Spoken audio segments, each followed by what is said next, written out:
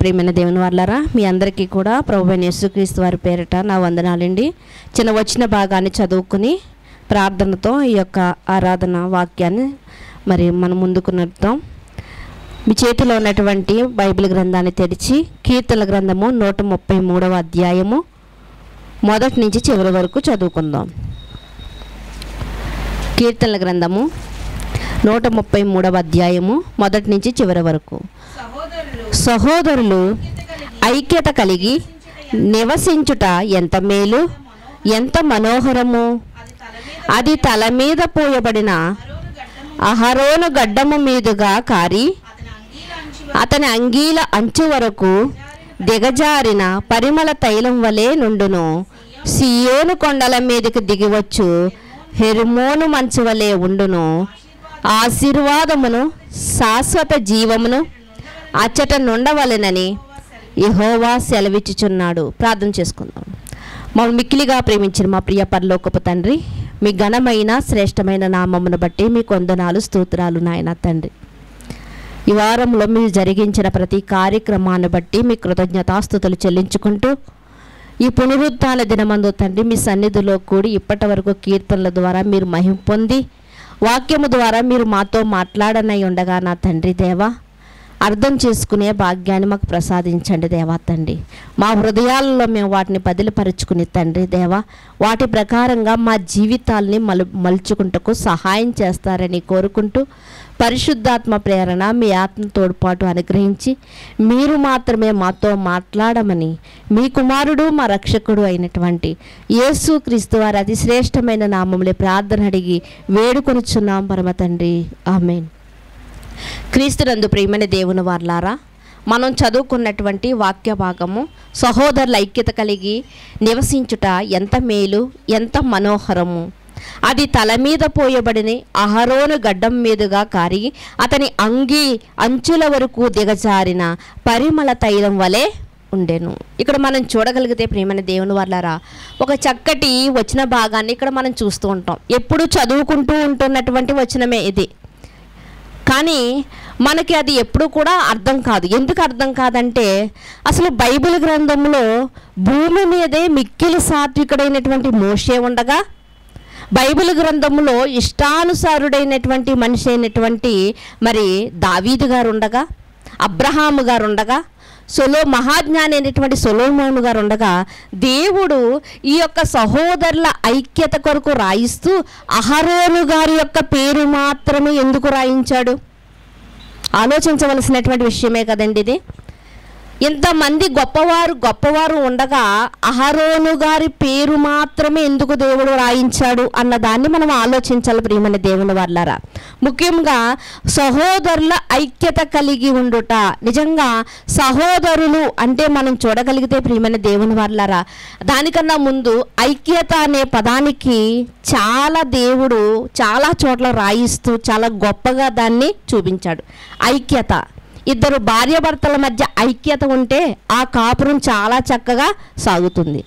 తల్లిదండ్రులు పిల్లల మధ్య ఐక్యత ఉంటే ఆ కుటుంబం చాలా చక్కగా చింతలేని కుటుంబంగా కనిపిస్తూ ఉంటుంది. ఒక ఉద్యోగం చేస్తున్నటువంటి ఆ ఉద్యోగంలో ఆ కంపెనీలో ఎవరైతే ఉన్నారో వాళ్ళందరూ ఒక ఐక్యత కలిగి ఉంటే వారి యొక్క పని విధానం కూడా చాలా చక్కగా కనిపిస్తూ ఉంటుంది. ఒక ఊరిలో ఐక్యత కలిగి ఉంటే బాగుంటుంది, ఒక కుటుంబాల్లో ఐక్యత కలిగి ఉంటే బాగుంటుంది కదా. అలాంటి ఐక్యత కొరకు దేవుడు ఎంతగానో రాయిస్తూ ఇక్కడ అంటున్నాడు, సహోదరులు ఐక్యత కలిగి ఉండుట ఎంత మేలు, ఎంత మనోహరము. నిజమేనండి, ఎంతో మేలండి. ఎందుకంటే ఒక్కడు ఉండి ఎదిరించలేని దాన్ని ఐక్యత కలిగి ఉంటే ఎదిరించగలరు. మనకి చిన్ననాటి నుంచి ఒక కథ మనం చదువుకుంటూ ఉండేవాళ్ళం. ఏంటి అంటే, అది మందలో ఉన్నప్పుడు ఒక్క ఆవును కూడా పులి ఏమీ చెయ్యలేదంట. కానీ ఆ పులి ఏం చేస్తుందంటే, అది కపట ఆలోచన కలిగి ఏం చేస్తూ ఉంటుందంటే, ఇదిగో ఒంటరిగా ఉన్నటువంటి ఆవు దగ్గరికి వెళ్ళి దానికి ఏదో కొన్ని మాయమాటలు చెప్పి దాన్ని ఒంటరి చేసి ఆ ఒంటరిగా ఉన్న సమయంలో ఆ ఆవుని ఏం చేస్తుంది, తినేస్తూ ఉంటుంది. అలా మందలో ఉన్న ఒక్కొక్క ఆవుని తినేస్తుంది. మందంతా కలిసి ఉన్నప్పుడు అది ఏం చేయలేకపోయింది. ఎప్పుడైతే మందలో నుంచి ఒక ఆవు విడిపోయిందో అప్పుడు దానికి ఆహారంగా మారిపోయింది. అందుకనే ఐక్యత అనేది చాలా ముఖ్యమైనదని చిన్న పిల్లల నాటి నుంచి కూడా పాఠ్య పుస్తకాలలో రాయిస్తూ ఉంటారు ప్రియమైన దేవుని వాళ్ళారా. ఇక ఇక్కడ సహోదరుల ఐక్యత అంటే సహోదరులు అంటే అర్థం కూడా మనకు తెలియాలి. సహోదరులు అంటే సహ ఉదరము నుండి వచ్చిన వారు. సహోదరులు సహ ఉదరము నుండి అంటే సహ ఉదరము ఒకే గర్భము నుండి వచ్చిన వారు. మరి సహోదరులను మన సంఘంలో కూడా పిలుచుకుంటున్నాం కదండి. మనం ఒక గర్భము నుండి ఎలా వచ్చాము? కుటుంబంలో ఇద్దరు అన్నదమ్ములు ఉన్నారంటే ఒకే తల్లి గర్భములో నుండి వచ్చారు కాబట్టి సహోదరులు అయ్యారు. కానీ సంఘంలో ఉన్నవారు కులం వేరు, వారి పద్ధతులు వేరు, వేరే ఊరు వేరే ప్రాంతం నుండి వచ్చారు కదా. వీళ్ళు ఎలా సహోదరులు అవుతారంటే మనం ఆత్మీయంగా మనం చూడగలిగితే ప్రియమైన దేవుని వాళ్ళారా మనము కూడా దేవుని యొక్క ఉదరములో నుండి వచ్చిన వారమే. మనం అందరూ ఎవరండి? మనం పెట్టుకున్నాం ఈ కులమని ఇదని అదని మనం పెట్టుకున్నాం. కానీ మనం అందరం ఎక్కడి నుండి వచ్చిన వారమండి? తల్లి గర్భములోనికి రాకమునిపే మనం అందరం కూడా దేవుని యొక్క ఉదరము అంటే దేవుని యొక్క గర్భములో నుండి వచ్చినవారు. దేవునిలో నుండి మనం వచ్చిన వారు. ఇప్పుడు ప్రపంచ జనాభా ఉన్నటువంటి ఈ 800 కోట్ల మంది కూడా ఎక్కడి నుండి వచ్చారు? దేవునిలో నుండి వచ్చిన వారే. దేవునిలో నుండి వచ్చిన వారే ప్రియమైన దేవుని వాళ్ళారా. కనుక అలాంటి సహోదరులైనటువంటి మరి శారీరకంగా సహోదరులైనటువంటి అహరోను గారిని గురించి దేవుడు రాస్తూ వారి ఐక్యత చాలా గొప్పది అని చెప్తున్నాడు. ఇంతకీ అహరోను గారు అంత ఐక్యత కలిగి ఉన్నారా? దేవుడు రాయించాడు అంటే ఒక మాట అది మనం ఆలోచించవలసింది. ఎందుకంటే దేవుని మాట మనం కాదని అనలేం. దేవుని మాటలో తప్పు అనేది ఉండదు. దేవుడు చెప్పాడంటే అది అన్యాయమైనది కాదు. దేవుడు ఏమైనా మనిషా ఆయన అన్యాయం చేయడానికి అని ప్రవక్త అంటూ ఉంటాడు. ఆయన అన్యాయస్తుడు కాదండి. అది ఏది మాట్లాడినా అది కరెక్ట్ అయి ఉంటుంది. మరి ఎలా కరెక్ట్ అయింది మనకు తెలియాలి కదా. ఎలా కరెక్ట్ అయింది మనకు తెలియాలి. కాబట్టి మనం ఈ యొక్క అహరోను గారి యొక్క జీవితంలోనికి వెళ్ళి చూద్దాం ప్రియమైన దేవుని వాళ్ళారా. ఎవరిని గురించి అన్నా మనకు తెలియాలంటే లేకపోతే ఒక ఇంట్లో ఒక సంబంధాన్ని మనం అందుకోవాలంటే మనం ఏం చేస్తామండి?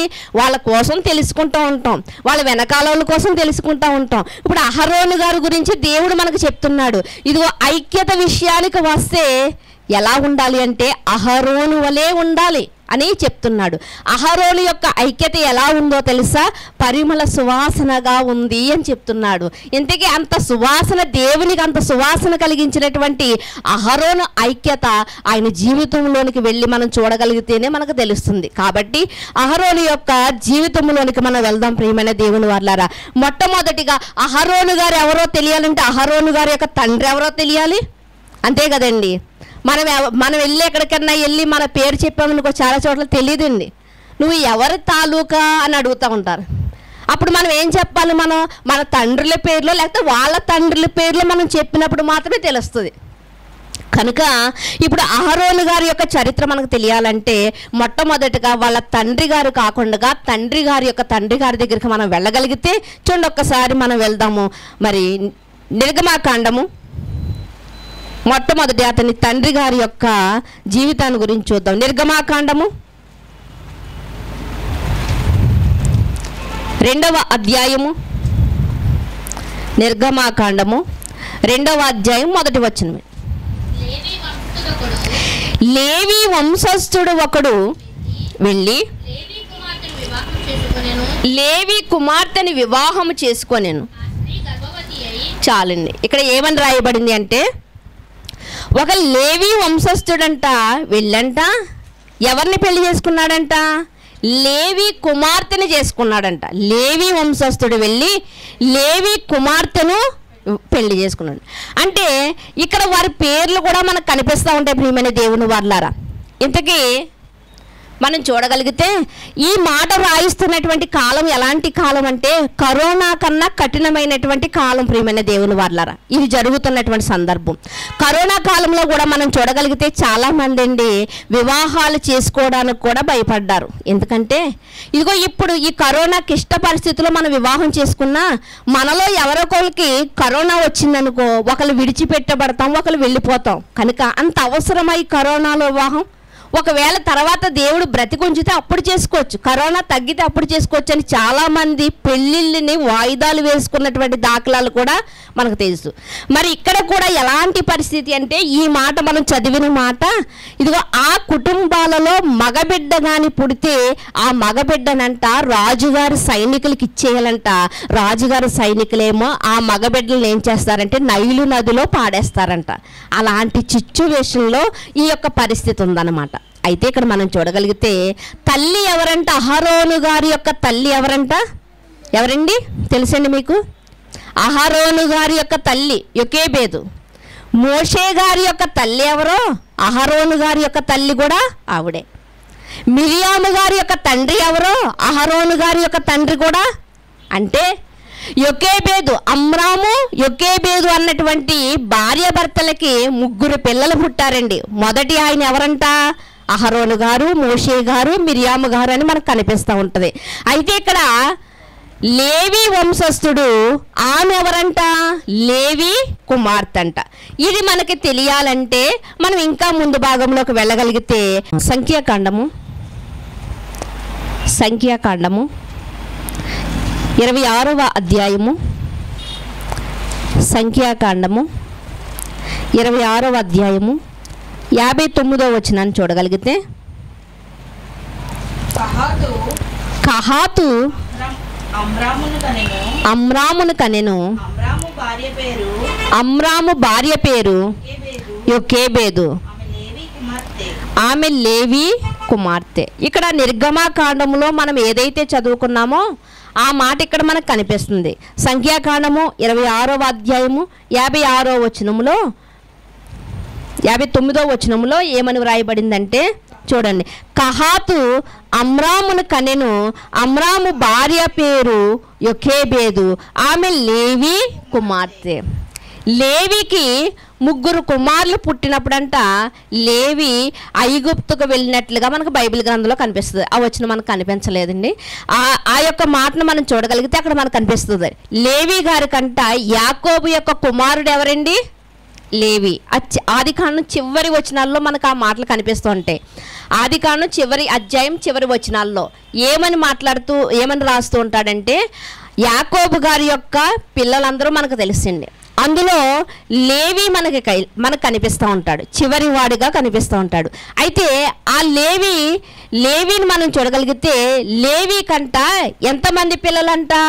3 పిల్లలంట. వారి పేర్లు ఏంటంటే గెర్షోను, కహాతు, మొరారి. గెర్షోను, కహాతు, మొరారి. అయితే 3 పిల్లలు పుట్టినప్పుడు లేవి గారు ప్రయాణంలో ఉన్నారు. ఎక్కడికంటే ఐగుప్తు దేశానికి. ఐగుప్తు దేశానికి వెళ్ళినప్పుడు ఇంకా పిల్లలు పుట్టారండి. కానీ వెళ్ళేటప్పటికి ఎవరు పుట్టారంటే వీళ్ళు పుట్టారు. వెళ్ళిన తర్వాత వీళ్ళకి వివాహాలు అయ్యాయి. ఈ కహాత్ అన్నటువంటి యూదా లేవి కుమారుడి కంట మరలా ఎవరు పుట్టారంట? కుమారుడు పుట్టాడంట. ఆయన పేరేటంట? అమ్రాము. మరి ఈ యొక్క లేవి గారు కుమారుడికి కుమారులు పుట్టారు. అలాగే లేవి గారికి కూడా మరలా పిల్లలు పుట్టారు. ఇక్కడ ఈ కుమార్తె పేరు ఏంటండి? యోకోబేదు యొక్క తండ్రి పేరు ఏమని చదువుకున్నాం? లేవి అని చదువుకున్నాం. ఆమె లేవి కుమార్తె. అమ్రామేమో లేవి వంశస్థుడు, లేవి కుమారుడు కాదు. ఏమని రాయబడింది? నిర్గమాకాండం 2వ అధ్యాయంలో ఏమని రాయబడింది? లేవి వంశస్థుడు. ఎవరండి? అమ్రాము. లేవి కుమార్తె ఎవరు? యోకేబేదు. మీకు బాగా అర్థం కావాలంటే ఒక చిన్న సందర్భాన్ని మీకు చెప్తానండి. మా అమ్మ చివరి కుమార్తె. మా అమ్మ పుట్టినప్పుడే మా అమ్మమ్మకి మనవలు కూడా పుట్టారు. అంటే పెద్ద కుమార్తెలు కూడా మరలా ప్రసవించారు. ఈమె ప్రసవించింది అంటే తల్లి ప్రసవించింది, కుమార్తెలు కూడా ప్రసవించేవారు. ఇప్పుడు మా పెద్దమ్మ యొక్క పిల్లలు కూడా మా అమ్మతో సమాన వయసు కలిగిన వారే. అంటే అర్థమైంది కదండి. అంటే మనం ఇంతకు ముందు దినాల్లోనికి వెళ్ళగలిగితే తల్లి ప్రసవించేది, కుమార్తె ప్రసవించేది. కానీ ఇప్పుడైతే అలా ఉండవండి. తల్లికి 40 సంవత్సరాలు వచ్చేటప్పటికి 20 సంవత్సరాల పిల్లలు బయలుదేరిపోతున్నారు. కానీ అప్పుడు అలా ఉండేది కాదు. ఒక పక్క తల్లి ప్రసవించేది, మరో పక్క కూతురు కూడా ప్రసవిస్తూ ఉండేదన్నమాట. అంటే సుమారు 10 మంది 15 మంది పిల్లలు పుడుతూ ఉండేవారు. అట్టిగా ఇక్కడ కూడా మనం చూడగలిగితే లేవి కుమారుడికి కుమారుడు పుట్టాడంట. అలాగే లేవికి కుమార్తె పుట్టిందంటే ఎక్కడ పుట్టింది ఈమె అంటే ఐగుప్తు దేశంలో పుట్టినట్లుగా మనకు కనిపిస్తూ ఉంటుంది ప్రియమైన దేవుని వల్ల. ఎక్కడ పుట్టిందంటే ఈమె ఐగుప్తు దేశంలో పుట్టిందంట.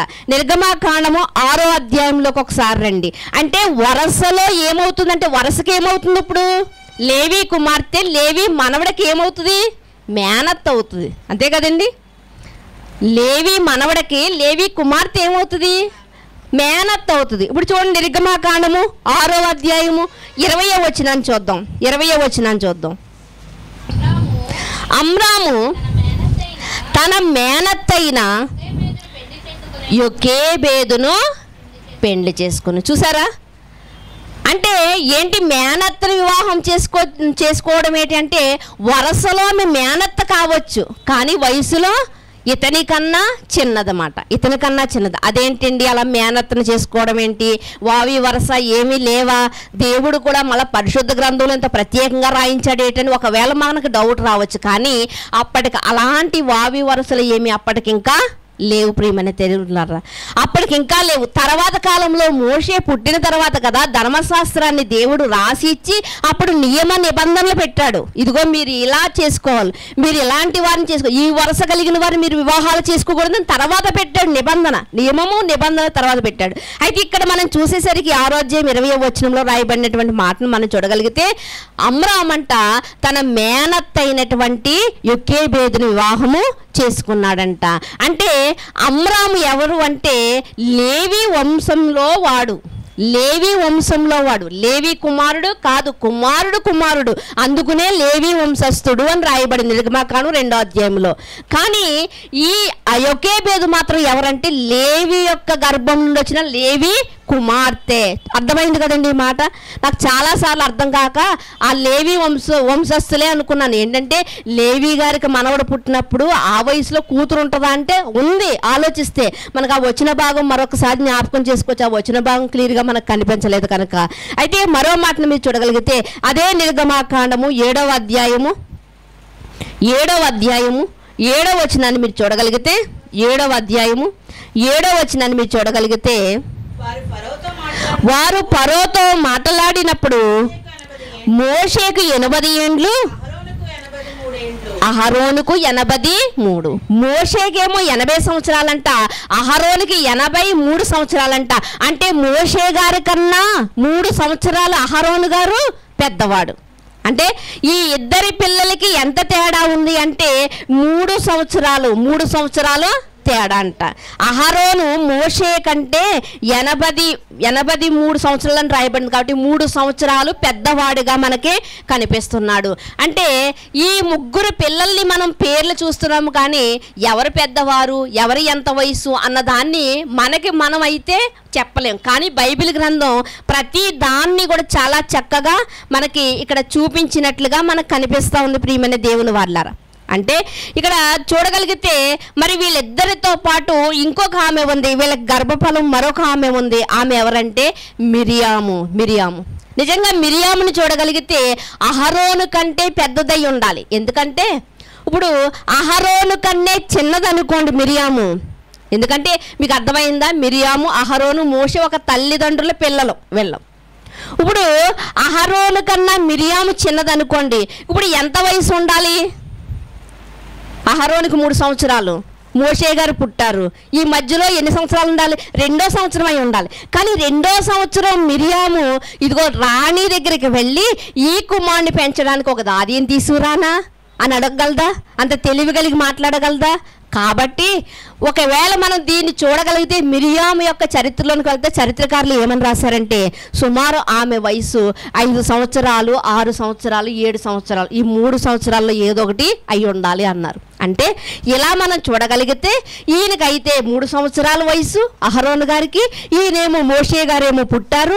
మిరియాము గారిని మనం చూడగలిగితే చాలా మాటల నేర్పరిగా ఆమె కనిపిస్తుంది, చాలా చక్కగా తెలివిగా జ్ఞానంగా మాట్లాడుతుంది. అంటే ఆమె వయసు సుమారు 7-8 సంవత్సరాలు ఉండుండవచ్చు ప్రియమైన దేవుని వారు. అంటే ఇక్కడ మనం చూడగలిగితే చాలా చక్కటి వారి యొక్క వయసుల గురించి మనం చూస్తూ ఉన్నాము. నిజంగా ఆ రోజు మనం చూడగలిగితే నిర్గమకాండం 2వ అధ్యాయంలో మోషే పుట్టినప్పుడంట ఎలా ఉన్నాడంట, దివ్య సుందరుడై ఉన్నాడంట. పరిస్థితి ఎలా ఉందంటే మగబిడ్డ పుడితే ఎక్కడ వేసేయాలి, నైలు నదిలో పారేయాలి. నైలు నదిలో ఏముంటాయంటే ఎక్కువ మొసళ్ళే ఉంటాయంట, ఆ నైలు నదిలో పాడేయాలి. అలా తెలిసినప్పటికీ కూడానంట ఏం చేశారంటే అమ్రాము యోకేబేదు ఆ బిడ్డను 3 నెలలు పెంచారు. ఎందుకు పెంచారు అంటే ఆ బిడ్డ ఎలా ఉన్నాడంట, దివ్య సుందరుడై ఉన్నాడంట. అంటే పరలోకపు కళ అతన్ని చూడగలిగితే అతను చూసినప్పుడంట ఏదో ఒక కళ కనిపిస్తుంది. ఒకవేళ మమ్మల్ని రక్షించడానికి వచ్చిన వాడు ఇతడేమో ఒకవేళ అన్నటువంటి కళ, ఒక భావం అతనిలో కనిపిస్తూ ఉంది. ఇంకా మనం చూడగలిగితే మరి మోషే గారు ఇదిగో ఆయన 3 నెలల వయసులో మరి రాణి గారు తన కోసం పెంచమని అడిగింది కదండి.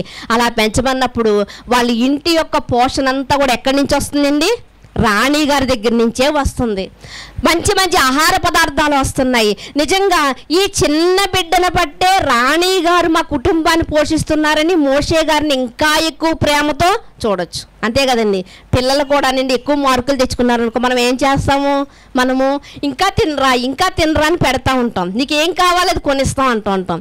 ఒకవేళ వాడు మార్కులు తెచ్చుకోలేదనుకోండి, వాడు అమ్మ అన్నం పెట్టని అడిగినా మనకి పెట్టాలని అనిపించదు.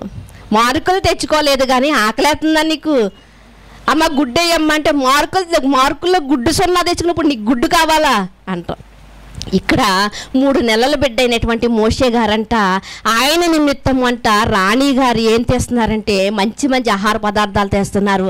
అయితే వీడిని బట్టి మా కుటుంబం పోషింపబడుతుంది, మాకు ఒక గొప్ప ఘనత ఉంది, మమ్మల్ని గొప్పగా చూస్తున్నారు అన్నటువంటి ఆలోచనతో మోషే గారిని ఇంకా గారాభంగా పెంచుండొచ్చు. అంతే కదండి, మరి మోషే గారిని బట్టలకు లాభం, ఇంకా జీతం వస్తుంది. మోషే గారిని చూస్తున్నందుకు జీతం వస్తుంది. ఇన్ని బెనిఫిట్ ఉన్నప్పుడు మోషే గారిని ఎలా చూసుంటారు నిజంగా తల్లిదండ్రులు, చాలా గారంగా చూసే ఉంటారు నిజంగా ప్రియమైన దేవుని వారలారా. అయితే మరి మోషే గారు ద్వారా ఎంత బెనిఫిట్ పొందుకుంటున్నప్పుడు మరి మోషే గారిని చాలా చక్కగా జాగ్రత్తగా చూస్తున్నప్పుడు అన్నయ్యకి ఎలా ఉంటుందండి, అన్నయ్యకి ఎలా ఉంటుంది, 2 పిల్లలు ఉంటేనే ఇంట్లో ఒకళ్ళని కొంచెం ఇద్దరు దెబ్బలాడుకున్నారనుకోండి, ఒకరికి మనం మద్దతు ఇచ్చాం ఒకరికి, అంటే నువ్వు చేసిన తప్పు కదా అంటే వీడేమంటాడు మళ్ళప్పుడు, నీకు వాళ్ళంటేనే ప్రేమ, నీకు వాడంటేనే ప్రేమ, నీకు నన్ను ఎప్పుడూ ఇలాగే చూస్తాను అంటారు కదా. ఇప్పుడు అహరోను గారు కూడా ఏమనుకోవాలి, నిన్న కాక మొన్న పుట్టాడు, వీడి మీద ఎంత ప్రేమలకు పోసేస్తున్నారు, నేను పుట్టి 3 సంవత్సరాలు అయ్యింది, నేను పుట్టి నాకు ఒక్కరోజైనా ఇంత ప్రేమ చూపించారా నా తల్లిదండ్రులు అని అనుకుంటా ఉండాలి కదా, అనుకోవాలి. అలాగే కదా అనుకుంటారు సాధారణంగా మన కుటుంబాల్లో మన గృహాల్లో అలాంటివే మనం చూస్తూ ఉంటాం. కానీ అలా అనుకోవాలి. మరొక మాటను కూడా చూద్దాం ప్రియమైన దేవుని వారలారా. మరొక మాటని అదే నిర్గమకాండము 2వ అధ్యాయము 10వ వచనాన్ని చూడగలిగితే, ఆ బిడ్డ పెద్దవాడైన తరువాత ఆమె ఫరో కుమార్తె యొద్దకు అతన్ని తీసుకుని వచ్చెను. ఆమె కుమారుడాయినతను ఆమె నీటిలో నుండి ఇతన్ని తీసి తిన గనుక చెప్పి అతనికి మోషే అని పేరు పెట్టెను. ఇక్కడ మనం చూడగలిగితే ప్రియమైన దేవుని వారలారా, ఒక 30 సంవత్సరాలు వచ్చేసరికి లేకపోతే 40 సంవత్సరాలు వచ్చేసరికి అతన్ని రాజకుమార్తె దగ్గరికి తీసుకుని రాబడినప్పుడు అతనికి పేరు పెట్టబడిందంట. అప్పటి వరకు కూడా అతని ద్వారా అతని కుటుంబం పోషింపబడింది ప్రియమైన దేవుని వారలారా. అంత ఘనత ఎందుకు వచ్చింది అంటే ఇదిగో మోషే గారి ద్వారా వారి కుటుంబానికి ఘనత గౌరవం దక్కింది. ఇక్కడ మనం చూడగలిగితే చూడండి, ఆ 11వ వచనం నుంచి మనం చూడగలిగితే, ఆ దినములలో మోషే పెద్దవాడే తన జనుల యొద్దకు పోయి వారి బాధలను చూచెను. అప్పుడు అతడు తన జనులలో ఒక హెబ్రీని ఒక ఐగుప్తుడు కొట్టడం చూచెను. అతడు అటు ఇటు తిరిగి చూచి ఎవ్వడూ లేకపోగా ఆ ఐగుప్తుని చంపి ఇసుకలో వాణ్ణి కప్పిపెట్టెను. మరునాడు అతడు బయటకు నడిచి వెళ్ళుచుండగా హెబ్రీయులైన మనుషులిద్దరు పోట్లాడుచుండిరి. అప్పుడు అతడు అన్యాయం చేసిన వాడిని చూసి, నీవేళ నీ పొరుగువాణ్ణి కొట్టుచున్నావని అడుగగా, ఇక్కడ మనకు చూడగలిగితే నిన్నెవరు మమ్మల్ని మధ్యవర్తిగా మాకు పెట్టారని వాళ్ళు ఇతని మీద తిరగబడుతూ ఉంటారు. ఇక్కడ మనం చూడగా ఎప్పుడైతే 40 సంవత్సరాలు వచ్చిన తర్వాత అతడు రాణి కుమార్తెగా స్వీకరింపబడ్డాడో అప్పుడంట తన జనులను చూడడానికి వెళ్ళారంట. తన జనులు ఎవరండి? రాజకుమారుడిగా పెంచబడినప్పటికీ ఇశ్రాయేలు యొక్క మాటలతో పెంచిన తల్లి. 40 సంవత్సరాల వయసు అంటే అన్నీ నేర్పించింది. అయ్యా ఇదిగో ఒకానొక నాడు మా పితరులు చేసిన తప్పిదాన్ని బట్టి దేవుడు మమ్మల్ని ఎక్కడికి తోలేశాడు? ఈ ఐగుప్తు దేశానికి. కానీ ఇక్కడ మేము ఉండిపోము, ఇది మాకు స్థిరమైనది కాదు. మా కొరకు దేవుడు ఒక మంచి దేశాన్ని దాచి ఉంచాడు, ఇది కానాను దేశం. కాబట్టి అక్కడికి తీసుకువెళ్ళడానికి ఒక ఆయన పుట్టిస్తాడు, మా మధ్యలోనే పుట్టిస్తానన్నాడు. కాబట్టి వస్తాడు. ఒకవేళ అదే నువ్వే ఎందుకు కాకూడదు అన్నటువంటి ఆలోచనలతో తల్లి అతన్ని పెంచింది. కాబట్టి అన్నీ నేర్పించింది. ఇదిగో మా పితరులు చేసిన దానికి ఈరోజు మేము ఇంత బానిసత్వం చేస్తున్నాము, ఇటుకలు చేస్తున్నాము, మట్టి పిసుక్కుంటున్నాము, సరైన తిండి లేదని ఇవన్నీ చెప్పింది. కాబట్టి వారి బాధలు చూడడానికంటే వెళ్ళాడంట, వారి కష్టాలు చూడడానికి వెళ్ళాడంట. వెళ్ళేసరికి ఏం జరుగుతుందంటే ఐగుప్తుడు ఏం చేస్తున్నాడంటే ఇశ్రాయేల్ని కొడుతున్నప్పుడంట ఐగుప్తుని కొట్టి చంపాడంట. ఎవరు? మోషే గారు. ఇప్పుడు మోషే గారు కొట్టి చంపేసి తర్వాత ఇశ్రాయేలు యొక్క గొడవ వస్తే అందులో కూడా వెళ్ళి ఇప్పుడు ఏం చేశాడంటే పారిపోయి వచ్చేసాడు. ఎక్కడి నుంచి? తల్లిదండ్రులకు దూరంగా, రాజకుమార్తెకు దూరంగా, తన అన్నదమ్ములకు అన్న అక్కకు దూరంగా పారిపోయి వచ్చేసాడు. ఇప్పుడు పారిపోయి వచ్చేస్తే రాజులు ఏమైనా ఊరుకుంటారా? ఇన్నాళ్ళు ఇంత పెట్టుబడి పెట్టి ఇన్నాళ్ళు చాలా సుందరుడై ఉన్నాడనే కదా తన కోసం పెంచమంది. ఇప్పుడు ఊరుకోరు. ఇప్పుడు మోషే గారు అయితే పారిపోయి వచ్చేసారు, కానీ మరి రాజభటులు మోషే గారు ఇంటికి వెళ్ళరండి. ఇప్పుడు ఏదన్నా దొంగతనం జరిగిందనుకోండి, దొంగోడు పరారైపోయాడు, వదిలేస్తారా కేసుని? వస్తారు, ఇంటికి వస్తారు, వాళ్ళ ఇంటికి వెళ్తారు. ఎప్పటి నుంచి జరుగుతున్నాయి, ఇంతకుముందు ఏ దొంగతనాలు చేశాడు, ఇలా అన్నీ కూడా అడుగుతూ ఉంటారు.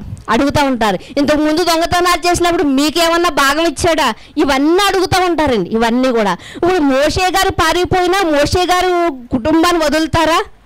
అసలే రాజు తలుచుకుంటే దెబ్బలకే కొదువా అన్నట్టుగా ఏదనుకుంటే అది చేయగలడు రాజు కదా, అనుకుంటే చేయగలడు. అలాంటిది శత్రువుల యొక్క కుమారుడు అయినా సరే ప్రేమించి పెంచడానికి అవకాశం ఇచ్చారు. అలాంటప్పుడు మోషే గారు పారిపోయినప్పుడు ఆ కుటుంబం మీద పడి అప్పటికే తల్లిదండ్రులు ఏమై ఉంటారు? వృద్ధులై ఉంటారు. అలాంటి వృద్ధ తల్లిదండ్రులు ఎంత బాధించుంటారు నిజంగా ఆలోచిస్తే మనం, ఎంత బాధించుంటారు. ఇన్నాళ్ళు ఇంత పెట్టుబడి పెట్టింది ఎందుకు? మాలో ఉన్నవాడినే ఒకరిని చంపడానికా మీవోడు అని ఎంత నిలదీసి ఎంత ఆ కుటుంబాన్ని బాధించుంటారో. నిజంగానే నీ తమ్ముడు చేసిన దాంట్లో నీ తప్పిదం కూడా ఉంటుందని అహరోన్ను కూడా ఎంతో శిక్షించే ఉంటారు. అంతే కదండి. ఈరోజు ఒక కుటుంబంలో ఒకరు తప్పు చేశారనుకోండి, మిగిలిన తోబుట్టువులందరి మీద నిందలు వేస్తూ ఉంటారు. అంతే కదా, నిందలు వేస్తూ ఉంటారు. ఇది మన కళ్ళ ముందు మన కుటుంబాల్లో జరుగుతున్నదే కదా. ఒక్కడు తప్పు చేశాడనుకోండి, ఒకడు పొరపాటు చేశాడనుకోండి, మంచోళ్ళు కూడా ఏమంటారు?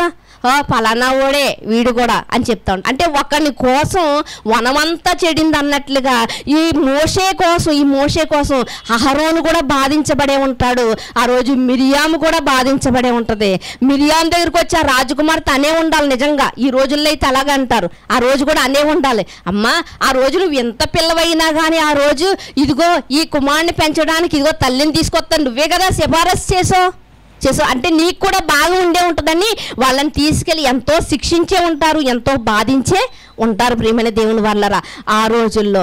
అలాంటప్పుడు కూడా అహరోను గారి యొక్క నోటి మాటల్లో ఇదిగో తల్లిదండ్రులు ఎంత క్షోభ పెట్టి వెళ్ళిపోయాడేంటి అన్న మాట రాలేదు. ఒకవేళ వచ్చి ఉంటే దేవుడు అక్కడ రాయించేవాడేమో.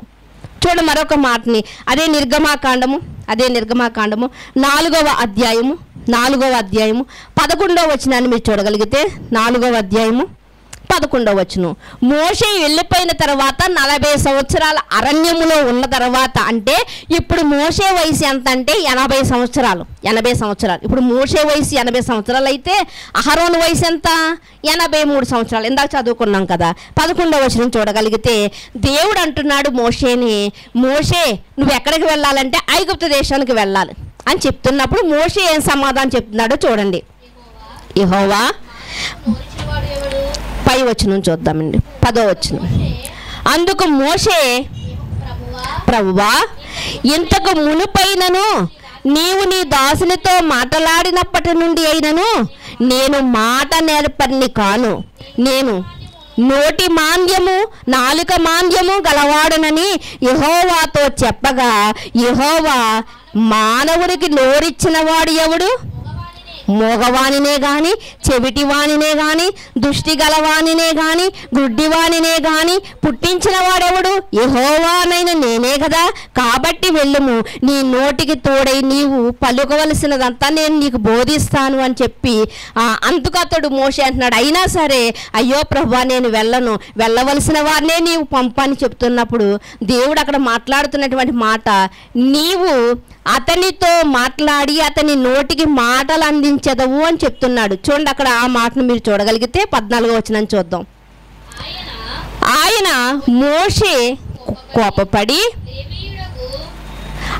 మోషే మీద కోపపడి లేవీయుడకు నీ అన్న అయిన అహరోను లేడా? అతడు బాగుగా మాట్లాడగలిగిన వాడు, నెనరుగలిగిన వాడు, ఇదిగో అతడు నిన్ను ఎదుర్కొనుటకు వచ్చుచున్నాడు. అసలు మోషే ఎలాంటి పరిస్థితులు వచ్చాడంటే అక్కడ హత్య చేసి వచ్చాడు.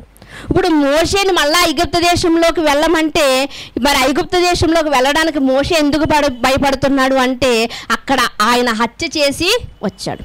మరలా వెళ్తే ఏమంటారు, జనం ఏమంటుంది అంటే, ఇదిగో హంతకుడు మన ఊరిలోనికి జొరబడ్డాడు, మరలా ఎవరిని హత్య చేయడానికి వచ్చాడో అంటారా లేదా? అంటారు.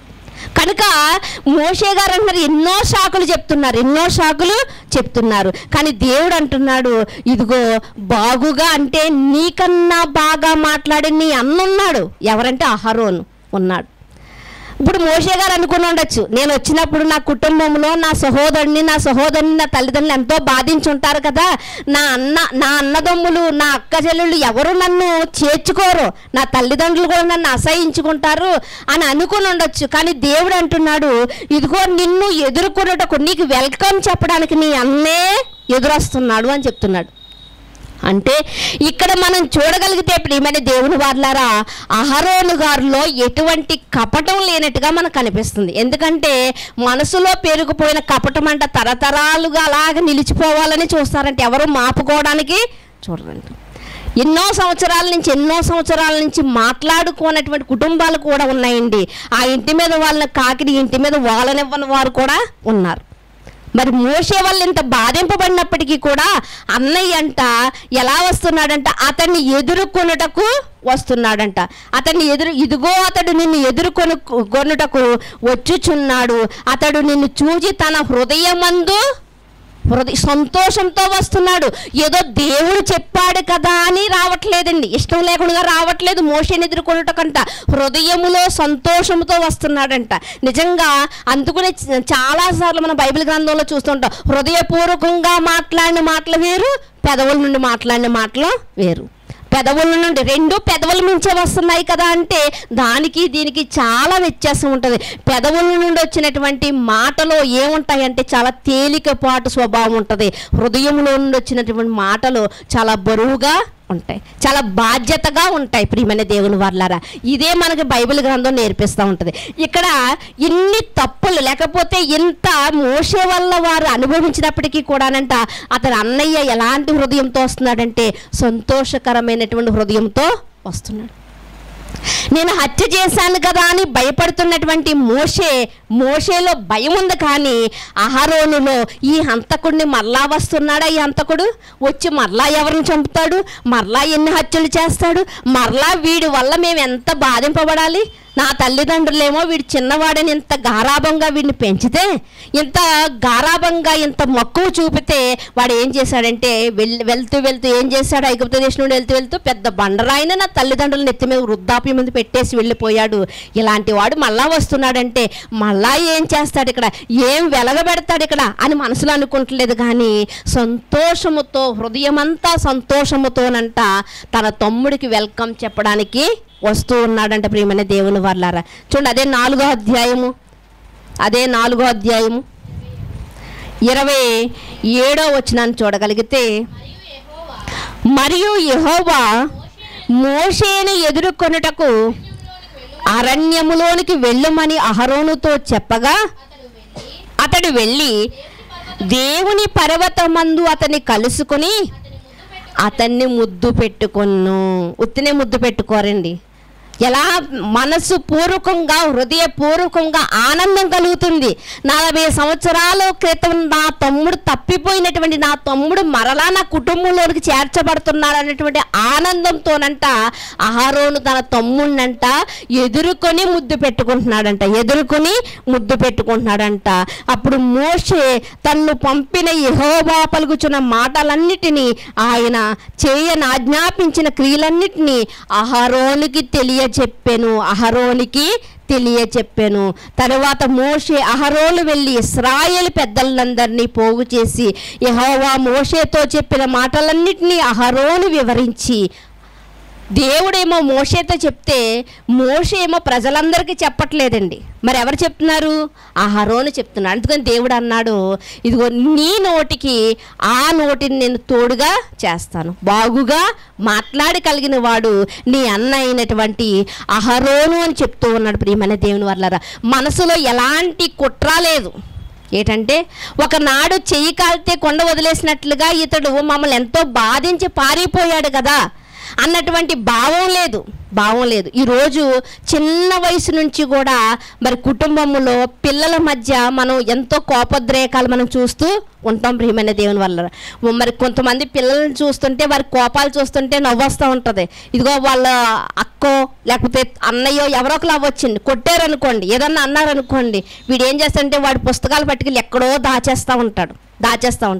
ఇలాంటి సిచ్యువేషన్ మనం ఎన్నో చూస్తూ ఉంటాం. లేకపోతే వాళ్ళు బ్యాగ్ దాచేస్తూ ఉంటారు, వాళ్ళ పెన్నులు దాచేస్తూ ఉంటారు, కనిపించకుండా దాచేస్తారు. అంత కోపాన్ని వాళ్ళు ఏం చేసుకుంటారంటే హృదయంలో వారు దాచుకుంటూ ఉంటారు. కానీ ఇక్కడ అహరోను యొక్క హృదయాన్ని మనం చూడగలిగితే మోషే వాళ్ళ తన తమ్ముడు వల్ల అంత బాధింపబడినప్పటికీ కూడా ప్రశాంతమైన మనసుతో, సంతోషకరమైన హృదయముతోనంట వెళ్ళి తన తమ్ముడు మెడ మీద పడి ముద్దు పెట్టుకుని నిజంగా దేవునికి లోబడిన వాడి స్వభావం ఇలాగే ఉంటుందండి. ఇలాగే వాడు మనకి ఎంత ఎదురు తిరిగినా, వాడు మనకి ఎంత ఇబ్బంది కలిగించినా, వాడి మాటలు మనల్ని బాధించినా కూడా మనకి ఎలా ఉంటుంది అంటే మనకి వాడు చిన్న పిల్లవాడుగానే తప్పు చేసిన వాడు ఎలా కనిపిస్తాడు? చిన్న పిల్లవాళ్ళ కనిపిస్తాడు. తెలియక చేస్తున్నాళ్ళే, నాకంటే వాక్యం తెలుసు, నాకంటే దేవుని యొక్క ఆజ్ఞలు తెలుసు, కాబట్టి నేను అది కోపంగా నా మనసులో పెట్టుకోకూడదు అనుకుంటాడు. అహరోను అలాగే పెట్టుకున్నాడు, అలాగే మనసులో అనుకున్నాడు అనమాట. వాడు చిన్నవాడు, కానీ దేవుడు నన్ను పెద్దవాడుగా పుట్టించాడు.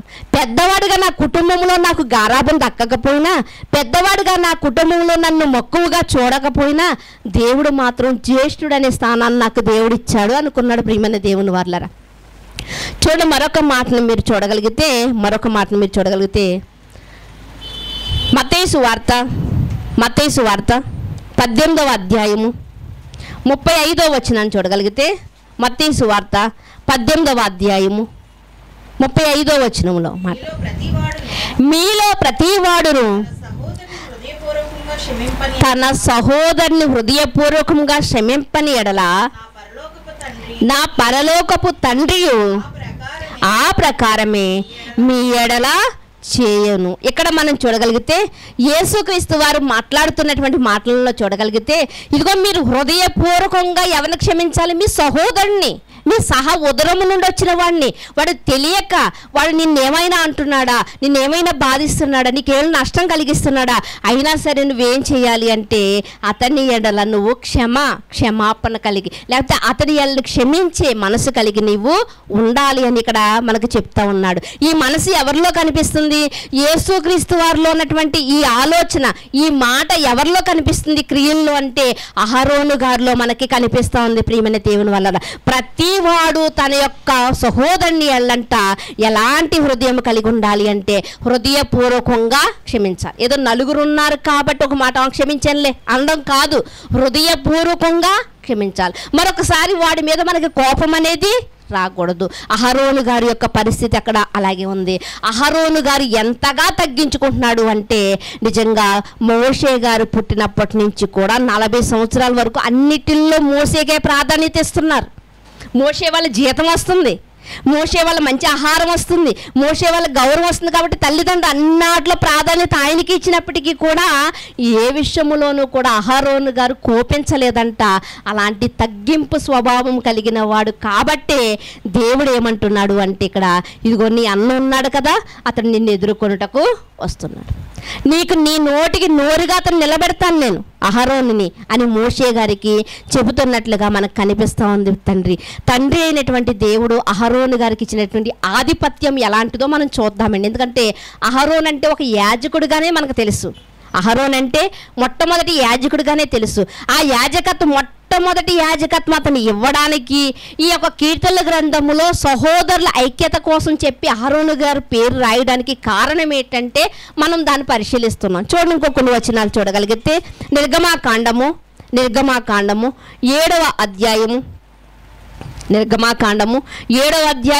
8వ వచనాన్ని చూడగలిగితే, మరియు యెహోవా మోషే అహరోనులతో ఇట్లా నేను ఫరో మీ శక్తి చూపుటకై ఒక మహత్కార్యములను కనుపరచుడని మీతో చెప్పునప్పుడు నీవు అహరోనుని చూచి నీ కర్రను పట్టుకొని ఫరో ఎదుట దాన్ని వేయుమను, అది సర్పమగును. ఇక్కడ మనం చూడగలిగితే కాబట్టి మోషే అహరోను ఫరో యొద్దకు వెళ్ళి యెహోవా తమకు ఆజ్ఞాపించినట్లు చేసెను. అహరోను ఫరో ఎదుట అతని సేవకుల ఎదుటను ఆ కర్రను పడవేగా అది సర్పమాయను. ఇక్కడ మనం చూడగలిగినటువంటి మాట, మనం జ్ఞాపకం చేసుకోవాల్సిన మాట. మనం ఎక్కువ ఎన్నిసార్లు ఏమని చెప్పుకుంటామంటే ఐగుప్తు దేశంలో 10 అద్భుతాలు చేసింది ఎవరు? మోషే అని చెప్పుకుంటాం. కానీ చేసింది ఎవరని రాయబడుతుంది ఇక్కడ చూసారా? ఆలోచించారా మీరు? దేవుడేమో ఇదిగో ఈ పద్ధతి ఎలా చెయ్యాలి అని దేవుడు మోషేకి చెప్తే మోషే అహరోను గారికి చెప్తుంటే అహరోను గారు చేస్తున్నారు. అర్థమైందండి మీకు? మనం అయితే ఏమనుకుంటామంటే అక్కడ ఐగుప్తు దేశంలో 10 అద్భుతాలు దేవుడు చేయమన్నప్పుడు చేసింది ఎవరంటే మోషే అంటాం. కానీ మోషే అని ఇక్కడ వ్రాయబడలేదు. ఇక్కడ ఏమని రాయబడిందంటే ఇదిగో నేను ఆజ్ఞాపించింది నువ్వు నీ అన్నకు ఆజ్ఞాపించాలి, నీ అన్న దానిని ఏం చేస్తాడంటే చేస్తాడు. ఇప్పుడు అహరోను చేతిలో ఏముందంట? కర్ర ఉందంట. ఆ కర్రను కింద పడవేశాడు. మోషే చేతిలో కర్రను పడవేయలేదు, అహరోను చేతిలో కర్రను కింద పడవేసినప్పుడు అదేమైందంట? సర్పమైందంట. చూడండి, అక్కడే మరొక వచనాన్ని కూడా మీరు చూడగలిగితే 12వ వచనాన్ని చూడండి. వారిలో ప్రతి వాడును తన కర్రను పడవేసినప్పుడు అది సర్పమాయను గాని అహరోను కర్ర వారి కర్రను మింగివేయగా చాలండి. ఏంటంటే అండి, ఏ కర్ర అంట? మోషే కర్ర అని ఉంది అక్కడ. అహరోను కర్ర. నిజంగా మనం ఆలోచించగలిగితే ఈ 10 అద్భుతాలు చేసింది ఎవరో తెలుసండి? అహరోను గారే. కానీ అహరోను గారు ఎంత తగ్గించుకుంటున్నారో మనకు అర్థమవుతోంది ప్రియమైన దేవుని వల్ల. 7వ అధ్యాయం 19వ వచనాన్ని కూడా చూడండి. 7వ అధ్యాయం 19వ వచనాన్ని కూడా చూడగలిగితే, మరియు యెహోవా మోషేతో ఇట్లెను, నీవు అహరోనుతో నీ కర్రను పట్టుకొని ఐగుప్త జలముల మీద అనగా వారి నదుల మీదను వారి కాలువల మీదను వారి చెరువుల మీదను వారి నీటి గుంటలన్నిటి మీదను నీ చెయ్యి చాపము, అవి రక్తమగును. ఐగుప్తు దేశమంతటా మ్రాను పాత్రలోను రాతి పాత్రలోను రక్తముండునని అతనితో చెప్పాను. యెహోవా ఆజ్ఞాపించినట్లు మోషే అహరోను చేసిరి అని చెప్పి ఎప్పుడైతే అహరోను గారు కర్రను నీటి మీద చూపించాడో నీరేమైపోయిందంటండి? నీరు రక్తముగా మారిందంట. 8వ అధ్యాయం 6వ వచనాన్ని కూడా చూద్దాం. 8వ అధ్యాయం 6వ వచనాన్ని.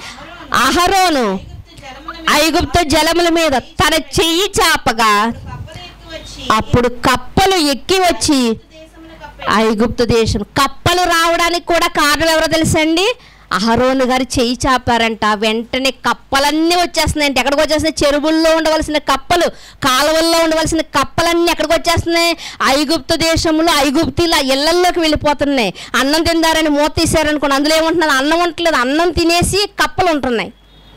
మంచినీళ్ళు తాగుతారంటే మంచినీళ్ళు ఉండట్లేదు. మంచినీళ్ళు ఏమో అవి తాగేస్తున్నాయి, అందులో కప్పలు మాత్రమే ఉంటున్నాయి. అలా అంతకు ముందేమో నీరంతా రక్తం అయిపోయిందంట. తర్వాత కప్పలు వచ్చేసినాయి అంట, పేలు వచ్చేసినాయి అంట, మిడతలు వచ్చేసినాయి అంట. ఈ 10 అద్భుతాలు ఎవరు చేశారంటే మోషే చేశాడు అని అనుకుంటాం. కానీ వాక్య గ్రంథంలోనికి వెళ్ళగలిగితే అలానే మోషేని చిన్న చూపు చూడట్లేదు. కానీ ఈ అహరోను గారికి ఉన్నటువంటి మరి దేవుడిచ్చినటువంటి యోగ్యతను కూడా మనము చెప్పుకుంటున్నాం. ప్రియమైన దేవుని వారలారా, బైబిల్ గ్రంథంలో ఏమైనా దేవుడు రాయించాడంటే అవి మనకు మంచి కలగడానికి రాయించాడండి. ఎవరినైనా గూర్చి రాయించాడంటే, ఒక వేశ్య గూర్చి రాయించాడంటే ఆ వేశ్య వల్ల కూడా మనకి ఏదో పాఠం దేవుడు నేర్పించడానికే రాయించాడు. చూడండి, అదే అధ్యాయం 16వ వచనంలో చూడండి. 8వ అధ్యాయం 16వ వచనంలో. అందుకు యెహోవా మోషేతో, నీవు నీ కర్ర చాపి దేశము ధూళిని కొట్టుము, అది ఐగుప్తు దేశం అంతటను పేలగునని అహరోనుతో చెప్పమనగా, అహరోను కర్రతో ధూళి మీద కొట్టగా ధూళి ఏమైపోయిందంటే పేలుగా మారిపోయిందంట. పేలు, తల్లో ఉండవలసిన పేలు ఎక్కడికి వచ్చేసినాయి? ఇంట్లోకి వచ్చేసినాయి. తల్లో ఉండవలసిన పేలు ఎక్కడ ఉంటున్నాయి? ఇప్పుడు ఒంటి మీద ఉంటున్నాయి అన్నమాట. అంటే పేలు వచ్చేసినాయి. ఎవరు చెయ్యి చాపగంట? అహరోను గారు.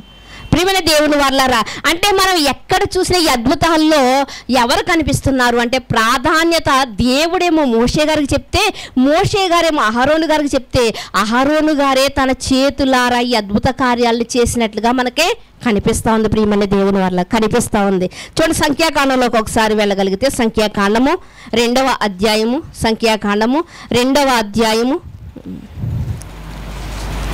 12వ అధ్యాయం చూడండి. 12వ అధ్యాయము 9వ వచనం.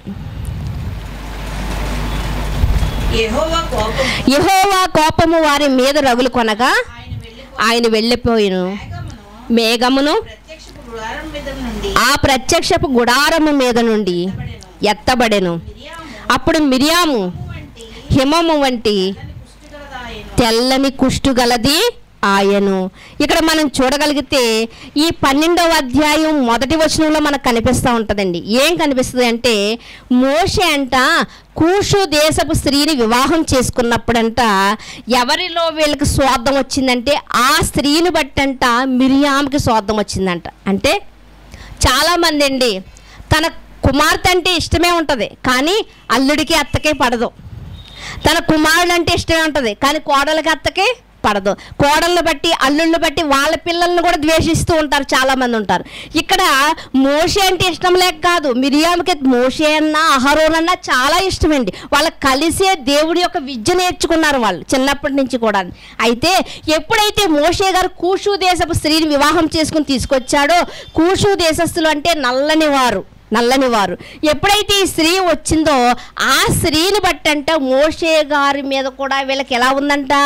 శత్రువుగా చూస్తున్నారంట. చూడండి, ఆ మాటల్లో మీరు చూడగలిగితే 2వ వచనంలో ఏమని పలుకుతున్నారంటే చూడండి, అక్కడ 2వ వచనంలో మీరు చూడగలిగితే వారు మిరియాం ఏమంటుంది అంటే, ఎందుకు అంటుందంటే సహోదరుడి మీద ప్రేమ లేక కాదండి, వచ్చిన స్త్రీ మీద కోపంతో ద్వేషంతో ఆమె మాట్లాడుతున్న మాటలు ఏమనంటే, మోషేతో మాత్రమే దేవుడు యెహోవా పలికిస్తాడా, ఆయన నా చేత పలికింపలేదా అని చెప్పుకొనగా యెహోవా మాట విని 4వ వచనం చదువుతున్నారండి. యెహోవా మీ ముగ్గురు ప్రత్యక్షపు గుడారం. ఇక్కడ మనం చూడగలిగితే ప్రియమైన దేవుని వల్లారా, మిరియాము ఇప్పుడు అహరోను గారిని పిలిచి అహరోను గారికి కూడా నూరు పోస్తుంది. ఏమన్నా మంచి మాటలు చెప్తే మనుషులకి ఎక్కువ, కానీ ఇలాంటి వ్యర్థమైన మాటలు మనుషులు బేగా ఎక్కుతూ ఉంటాయండి. కుటుంబాల్లో గొడవలు కూడా అండి, ఎవరో ఏదో కపటమైన మాటలు చెప్తేనే వాళ్ళకి ఎక్కుతుందండి, అప్పుడే గొడవలు స్టార్ట్ అవుతూ ఉంటాయి. ఇక్కడ కూడా అహరోను పిలిచంట మిరియాం అంటుందంట, ఏ మోషే చెప్పాలా, చేసేదంతా నువ్వే కదా, అద్భుత కార్యాలు చేసిందంతా నువ్వే, కానీ మధ్యలో మోషే గారి సిఫారసు ఏంటి? మళ్ళీ మధ్యలో మోషే చెబితేనే జరుగుతుందా? మోషే చెప్పకపోయినా కూడా దేవుడిని చేత జరిగించగలడని అహరోన్ గారికి ఎక్కించి ఆమె అంటుందంట, మోషే వల్లే కాదు మా వల్ల కూడా దేవుడు చేయించగలడు అన్నప్పుడు వెంటనే ఎవరికి కోపం వచ్చిందో తెలుసా అండి? దేవునికి కోపం వచ్చింది. దేవుడు ఏమంటున్నాడు అంటే, ఇదిగో ఎవరి కోసమన్నా మాట్లాడుకోండి, కానీ ఇదిగో మోషే ఎలాంటి వాడో తెలుసా? ఇదిగో భూమి మీద ఉన్న వారందరిలో మిక్కిలి సాత్వికుడు. అలాంటి సాత్వికుడైన మోషే కోసం మీరు మాట్లాడుకుంటున్నారా? అందుకనే క్రైస్తవుల మీద మనము మాట్లాడడానికి భయపడాలి. ఎందుకంటే వీళ్ళు సైలెంట్గా సీక్రెట్గా మాట్లాడుకుంటున్నారు అక్క తమ్ముడుని. కానీ ఎవరు వినేశారు? దేవుడు వినేశాడు. మోషే వినలేదండి, దేవుడు విని మోషే కోసం అన్నాడు. మోషే ఎలాంటి వాడో తెలుసా? భూమి మీద ఉన్న అందరికంటే సాత్వికుడు. అతని కోసం మీరు వ్యర్థంగా మాట్లాడుకుంటున్నారా అని చెప్పి వెంటనే మిరియాముకి ఏం జరిగిందంటే కుష్టు వ్యాధి కలిగించేశాడంటే. ఎవరండి? దేవుడు. ఎందుకో తెలుసా? ఆమె దేవుడికి వ్యతిరేకంగా మాట్లాడుతుంది. నేను నా సహోదరుడికి వ్యతిరేకంగా మాట్లాడుతున్నాను అనుకుంటుంది, కానీ దేవుడికి వ్యతిరేకంగా మాట్లాడుతుంది. కనుక వెంటనే ఏం జరిగిందంటే మిరియాము కంట తెల్లని కుష్ఠము కలగా 10వ వచనంలో మనకు కనిపిస్తూ ఉంటుంది. వెంటనే కలగగా అప్పుడు అహరోను గారిని మనం చూడగలిగితే, ఇక్కడ అహరోను గారు ఏం మాట్లాడలేదు, మిరియాము గారే మాట్లాడింది. అందుకనే కదా స్త్రీలకు తొందరపాటు ఎక్కువ అంటారు.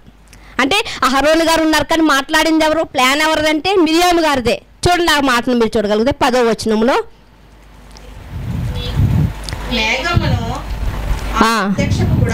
ఆ ప్రత్యక్షపు గుడారం మీద ఉండి ఎత్తబడెను. అప్పుడు మిరియాము హిమం వంటి తెల్లని కుష్ఠము గలదాయను. అహరోను మిరియామును చూచినప్పుడు ఆమె కుష్ఠుది కలదిగా కనపడెను. అహరోను, అయ్యో నా ప్రభువా, మేము అవివేకులము, పాపులమైన మేము చేసిన ఈ పాపమును మా మీద మోపవద్దు. తన తల్లి గర్భము నుండి పుట్టినప్పటికే సగము మాంసము క్షీణించిన శిశువు శవం వలె ఆమెను ఉండనీయకమని అహరోను గారు, అయ్యో ప్రభువా, ఏంటి నా సహోదరికి ఎలా అయిపోయింది? దేవుడు ఎప్పుడైతే కోపం పడి వెళ్ళిపోయాడో దేవుడు, వెంటనే వీడికి కుష్ఠరోగం వచ్చేసిందంట. వెంటనే వీళ్ళిద్దరూ ఎక్కడికి వెళ్ళారు అంటే ప్రభువా అని సంబోధిస్తున్నారు. ప్రభువా అంటే రాజు అని అర్థం అట. ఇప్పుడు ప్రభువాని ఎవరిని సంబోధిస్తున్నాడంటే అహరోను దేవుణ్ణి కాదండి. ఎవరిని సంబోధిస్తున్నాడు? మోషేని. మోషే ఎవరు? ఇతని కన్నా 3 సంవత్సరాలు చిన్నవాడైనటువంటి మోషే అని అంటున్నాడు. అయ్యో ప్రభువా, ఏంటి నా సహోదరి ఇలా అయిపోయింది? మోషేతో చెప్తున్నాడండి, ఏంటి ఇలా అయిపోయింది?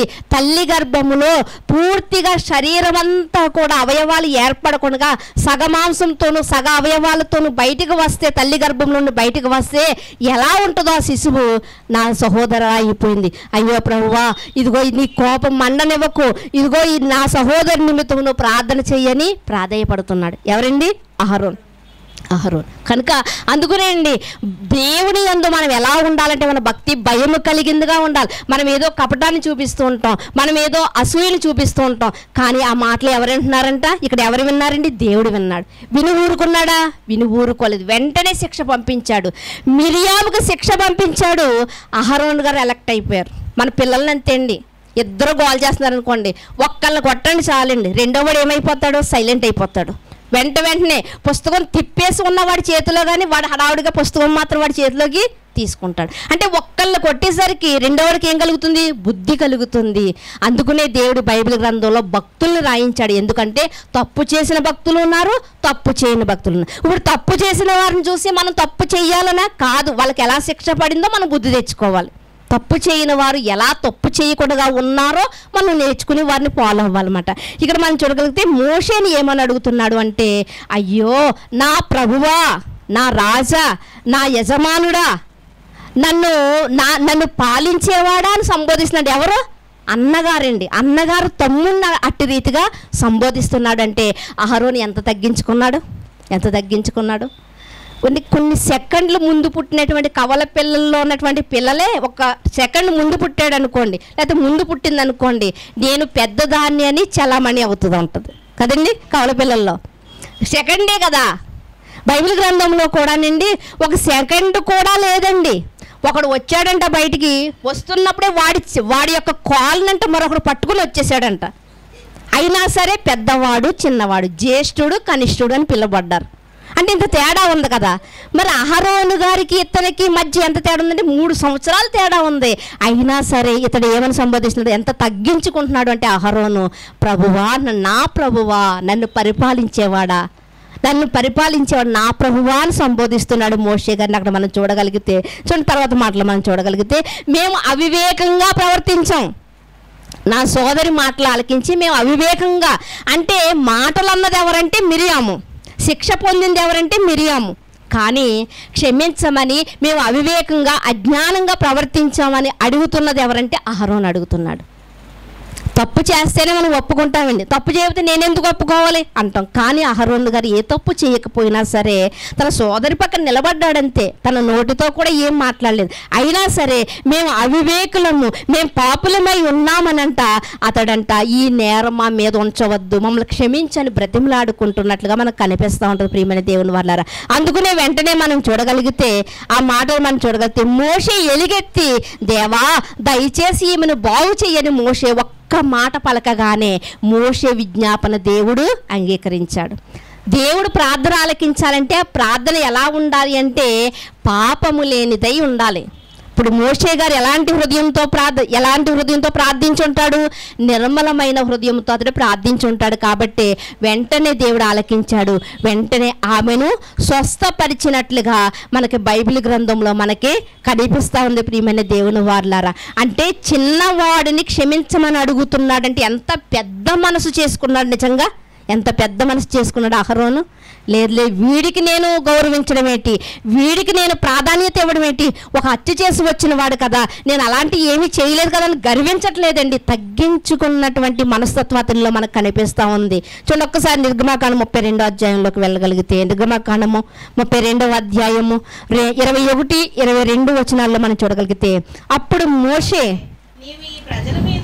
నీవు ఈ ప్రజల మీదకి ఈ గొప్ప పాపము రప్పించినట్లు వారు నిన్ను ఏమి చేసిరని అహరోను నడగా, అహరోను, నా ఏలినవాడా, నీ కోపం మండనీయకము, ఈ ప్రజలు దుర్మార్గులు, మాట నీవు ఎరుగుదవు, వారు మాకు ముందు నడుచుటకు ఒక దేవతను చేయమని ఐగుప్తులో మమ్మల్ని రప్పించిన వాడు ఈ మోషే ఏమాయినో మాకు తెలియదనేది. చాలండి. ఇక్కడ మనం చూడగలిగితే, సీనాయి కొండ మీదకు మోషే గారు రాతి పలకలు తేవడానికి వెళ్ళినప్పుడు, శాసనాలు తేవడానికి వెళ్ళినప్పుడంట ఎవరిని కాపలా పెట్టాడు మోషే గారు అంటే అహరోను గారిని కాపలా పెట్టాడు. అహరోను గారిని కాపలా పెట్టినాడు. వెళ్ళిన మోషే 2 గంటల కాదు కదా, 2 రోజులు కాదు కదా, 20 రోజులు కాదు కదా, ఎన్ని రోజులు ఉండిపోయాడు కొండ మీద? 40 దినాలు ఉండిపోయాడండి. మోషే ఎన్నాళ్ళు ఉండిపోయాడండి కొండ మీద? 40 దినాలు ఉండిపోయాడు. ఎక్కడ ఉండిపోయాడు అంటే దేవుని సన్నిధిలో ఉండిపోయాడు. దేవుని సన్నిధిలో ఉంటుంది, ఆకలి దాహం ఉంటుందా? ఇప్పుడు ఇంతసేపటి నుంచి మనం ఇక్కడ కూర్చున్నాం, అదే మన ఇంటిలో మనం కూర్చున్నాం అనుకోండి, ఈలోగా మనం ఏ మంచినీళ్ళలో తాగుతాం, ఏ టీయో తాగుతాం, ఏదో ఒక నోట్లో వేసుకుంటాం. కానీ దేవుని సన్నిధిలోకి వచ్చినప్పుడు అవన్నీ వదిలేసి మనం మాటలకు చెవులు ఇచ్చాం కదా మనము. అలాగే మోషే గారు కూడా కొండ మీదకి వెళ్ళినప్పుడు అంటే 40 దినాలు ఆయనకు ఆకలి లేదు, దేవుని సన్నిధిలో ఉన్నాడు, దేవుని మాటలు వింటూ ఉన్నాడు, ఆకలి లేదు, దాహము లేదు. కానీ ఈరోజు మనం ఏం చేస్తామంటే అవివేకులుగా, మోషే గారు ఉపవాసం చేశారు కదా మనం చెయ్యాలని 40 రోజులు ఉపవాసాలు మనం పెద్ద బోర్డు పెట్టుకుంటాం, మోషే ఉపవాసాలు అని బోర్డు పెట్టుకుంటాం. కానీ మోషే గారు ఉపవాసం చేయడానికి కొండెక్కలేదు. మోషే గారు శాసనాలు తేవడానికి వెళ్ళాడు కొండ మీదకి. వెళ్ళినప్పుడు అతనికి ఆకలి లేదు, దాహము లేదు ఆ కొండ మీద దేవుని సన్నిధిలో ఉన్నప్పుడు. అంతేగాని ప్రత్యేకంగా ఆయన కింద ఫ్లెక్స్ కట్టుకుని పైన ఉపవాసం చేయడానికి వెళ్తున్నానని చెప్పలేదు. కానీ ఈరోజు వాక్యం అర్థం కాక ఎంతోమంది ఏం చేస్తున్నారంటే ఒక పెద్ద ఫ్లెక్స్ కట్టుకుని ఇదిగో 40 దినాలు ఉపవాస దినాలు. ఏ దినాలు తెలుసా? మోషే ఉపవాస దినాలు అంటున్నారు. మోషే ఉపవాస దినాలు చేశాడండి ప్రత్యేకంగా? చేయలేదు. దేవుని సన్నిధిలో ఉంటే ఆకలి దాహం ఉండదని నిరూపించాడు. అది తీసుకోవలసింది పోయి ఏం చేస్తున్నారు ఈరోజు? ఆచారంగా పాటిస్తున్నారు ప్రియమైన దేవుని వల్ల. అయితే మనకి ఇక్కడ ఉన్న సందర్భం ఏమిటి అంటే, మోషే గారు 40 దినాలు అక్కడ ఉంటే ఇక్కడ ప్రజల దగ్గర ఉన్నట్టే అహరోను ఉన్నారు. ప్రజలు ఎలాంటి వారు అంటే అక్కడ ఏం తినేవారు? సరైన తిండి లేదు ఐగుప్తు దేశంలో. కానీ ఇక్కడ దేవుడిని ఏమని నిలదీశారు? మాకు ఇక్కడ మాంసం లేదు, ఎర్రగడ్డలు లేవు, తెల్లగడ్డలు లేవు, మాకు అక్కడ ఉంటే ఏముండేదంట? మాంసం ఉండేదని చెప్తున్నారు. మాంసమే తిన్నారు అసలు వాళ్ళు ఐగుప్తులో? తినలేదు. కానీ ఆ ఇశ్రాయేలు ఎలాంటి వారంటే ఇక్కడ అహరోను చెప్పినట్లుగా చాలా దుర్మార్గులండి. దేవుడు ఎన్ని చేసినా వాళ్ళకి వాళ్ళ కృతజ్ఞత అనేది లేదు వాళ్ళకి, అలాంటి వారు. కాబట్టి అహరోను దగ్గరికి వచ్చి అందరూ ఇదిగో మోషే ఏమైపోయాడో మాకు తెలియదు, కాబట్టి మమ్మల్ని నడిపించుటకు మాకు ఒక దానిని, మాకు ఒక దేవుణ్ణి మాకు సిద్ధం చేయని బలవంతం చేస్తే అహరోను ఏం చేశాడంటే వాళ్ళ ముక్కుల్లో వారి యొక్క చెవుల్లో తీసుకుని పోగులు బంగారంతో ఒక దూడని చేశాడు. ప్రియమైన దేవుని వల్ల అతని సొంతంగా చేయలేదండి. ప్రజలందరూ అతని పీకి మీద కత్తి పెట్టినట్లుగా మూగేస్తే అలాంటి పరిస్థితుల్లో చేశాడు. మోషే గారు వచ్చి అసలు నువ్వు ఎందుకు చేసావు ఈ పని అని అడిగినప్పుడంట అహరోను గారు ఏం చెప్తున్నారు అంటే, ఏమనంటే, నా ఏలినవాడా నీ కోపం నా మీద? తమ్ముడికి అన్నయ్య అసలు ఏలినవాడు అనొచ్చా? నా యజమానుడు అంటాడు అసలు అని అండ కదా. ఏంటి మొన్న ఒకసారి చూశానండి, చిన్న పిల్లోడు పెద్ద అతన్ని వాళ్ళ అన్నయ్యని ఏమంటున్నాడంటే, ఇదిగో నీకన్నా నాకు తెలివితేటలు ఎక్కువ ఉన్నాయి కాబట్టి నా సలహాలు పాటించు నువ్వు అంటున్నాడు. తెలివితేటలకు ఎక్కువ అంటే వీడికి చిన్నోడు కంటే పెద్దోడిని ఏమంటున్నాడండి, నా సలహాలు నా ఆలోచనలు పాటించు అంటున్నాడు. కానీ ఇక్కడ అహరోను గారిని మనం చూడగలిగితే, అహరోను గారు నా ఏలినవాడా నీ కోపం నా మీద మండలేవు కానీ తమ్ముడిని అంటున్నాడు. ప్రియమైన దేవుని వారలారా, అంటే అహరోను గారు ఎంత తగ్గించుకున్నారో ఈ 2 వచనాల్లో కూడా మనకి కనిపిస్తూ ఉంది. ప్రియమైన దేవుని వారలారా, ఈ ప్రజలందరూ నా మీద ఒత్తిడి చేస్తే నేను ఆ బాధపడలేక, ఆ తిట్లు తినలేక నేను ఈ పని చేశానని అతడు ఒప్పుకుంటున్నట్లుగా మనకి కనిపిస్తూ ఉంది. ప్రియమైన దేవుని వారలారా, మరొక మాటను కూడా లేవియాకాండం ముగించేసుకుందాం. లేవియాకాండము 10వ అధ్యాయము 1వ వచనములో ఉన్న మాటను మీరు చూడగలిగితే, లేవియాకాండం 10వ అధ్యాయం 1వ వచనం, అహరోను కుమారులైన నాదాబు అబీహులు తమ దోపార్తులు తీసుకుని వాటిలో నిప్పులుంచి వాటి మీద దోపద్రవ్యము వేసి యెహోవా తమకు ఆజ్ఞాపించిన వేరొక అగ్నిని ఆయన సన్నిధికి తేగా. అహరోనేమో మొట్టమొదటి యాజకుడండి. బైబిల్ గ్రంథంలో దేవునికి మొట్టమొదటి యాజకుడు ఎవరు అంటే అహరోను తర్వాత అహరోను సంతతి వారు మాత్రమే యాజకులండి. అహరోను యొక్క కుమారులు అంటే 2 కుమారులు కూడా ఏం చేస్తున్నారంటే నాదాబు అబీహు వీళ్ళిద్దరూ కూడానంట యాజక ధర్మం చేస్తున్నారంట, దేవుని సన్నిధిలో ధూపం వేస్తున్నారంట. కానీ ఒక రోజు ఏం జరిగింది అంటే, ఏ అగ్ని వేయాలో ఆ అగ్ని వేయకుండానంట వీరు సొంత ఆలోచనతో అగ్ని వేసుకుని వచ్చారంట. వీళ్ళ సొంత ఆలోచనతో. మనం అగ్గి వెలిగించేటప్పుడు కూడా గ్యాస్నేమో లైట్తో వెలిగిస్తామండి, పొయ్యి ఏమో అగ్గిపెట్టెతో వెలిగిస్తామండి, అంతే కదండి. అంటే వేరే గ్యాస్ లైట్ తెచ్చి పొయ్యి వెలిగించండి, వెలుగుతుందా? మామూలు కర్రల పొయ్యి వెలుగుతుందా? ఎలగదు కదా. అంటే ఇక్కడ కూడా మనం చూడ, దేవుడు ఏ అగ్ని చేత అయితే ధూపం వేయమన్నాడో ఆ అగ్ని చేత మాత్రమే వేయాలి.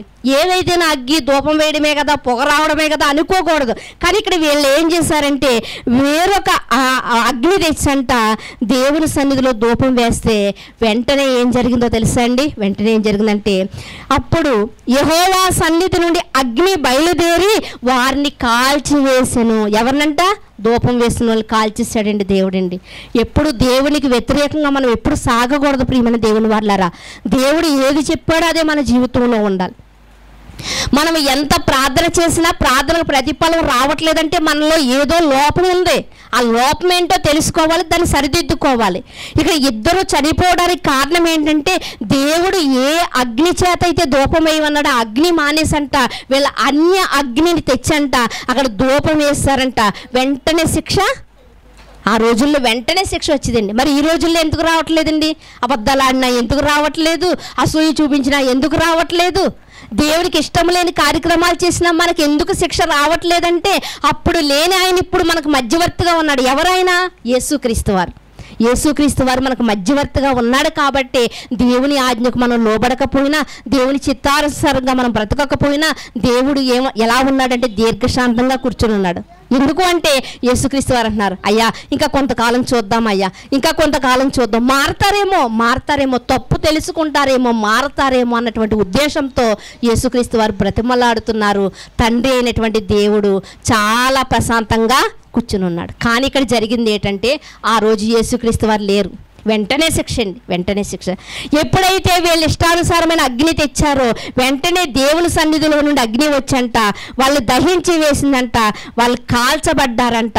కాల్చబడినప్పుడు చూడండి ఆ 2వ వచనంలో వాళ్ళు కాల్చివేయబడ్డారు, యెహోవా సన్నిధిలోనే వారు చనిపోయినట్లుగా మనకు కనిపిస్తూ ఉంటుంది. 6వ వచనం చూద్దాం ప్రియమైన దేవుని వల్ల. ఇప్పుడు అప్పుడు మోషే అహరోను అతని కుమారులని ఎలియాజరు ఈతామారు వారితో, మీరు చావకున్నట్లు యెహోవా ఈ పర్వతం మీద ఆగ్రహపడకుండా నట్లును మీరు తల విరబూసుకొనకూడదు, బట్టలను చింపుకోకూడదు, కానీ యెహోవా వారిని కాల్చినందుకు మీ సహోదరులైన ఇశ్రాయేలు ఇంటి వారందరూ ఏడవచ్చును. యెహోవా అభిషేక తైలము మీ మీదనున్నది కనుక మీరు చావకున్నట్లు మీరు ప్రత్యక్షపు గుడారం యొక్క ద్వారములో నుండి బయలు వెళ్ళకూడదని వారు మోషే చెప్పిన మాట చొప్పున చేసిరి. ఇక్కడ మనం చూడగలిగితే ప్రియమైన దేవుని వల్లరా, కడుపును పుట్టినటువంటి పిల్లల కళ్ళ ముందు కాలిపోయి బొగ్గైపోయినప్పుడు ఆ శవాల దగ్గర కూర్చుని ఏడవలసినటువంటి తండ్రిని దేవుడు ఏమంటున్నాడంటే, నువ్వు వెళ్ళకూడదు, నువ్వు శవాలను ముట్టుకోకూడదు, నువ్వు ఎవరు అంటే ప్రత్యేకింపబడినవాడు కాబట్టి శవాలను ముట్టుకో, యాజకులు ఏం చేయకూడదని శవాలను ముట్టుకోకూడదు, నువ్వు ఏడవకూడదు అని చెప్తున్నాడు. నిజంగా అహరోను గారి పరిస్థితి ఎలాంటిది అంటే, కళ్ళ ముందేమో చనిపోయినటువంటి కుమారులు కనిపిస్తున్నప్పటికీ కూడా వాళ్ళకు దగ్గరికి వెళ్ళి తాకడం కాదండి, వాళ్ళ కోసం ఏడవడానికి కూడా ఛాన్సు లేదు. ఎవరికంట? అహరోను గారికి. నిజంగా ఎలాంటి పరిస్థితి అండి, ఎంత కఠినంగా ఉన్నప్పటికీ కూడా, ఎంత కసాయవాడైనప్పటికీ కూడా కొడుకు చనిపోయినప్పుడు ఏ తల్లిదండ్రులకి ఏడుపు రాకుండా ఉంటుందండి. కానీ దేవుడు అంటున్నాడు, నువ్వు ఏడవకూడదు, నువ్వు ఏడవకూడదు. ఎందుకంటే నువ్వు ఎక్కడ ఉన్నావంటే ప్రత్యక్షపు గుడారంలో ఉన్నావు, అసలు బయటికి కూడా నువ్వు రాకూడదు.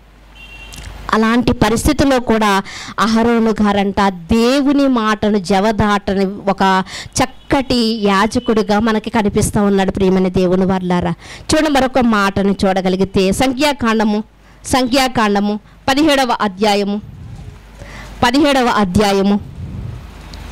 సంఖ్యాకాండము 17వ అధ్యాయము 8వ వచనంలో ఉన్న మాటని చూడగలిగితే, సంఖ్యాకాండం 17వ అధ్యాయం 8వ వచనం.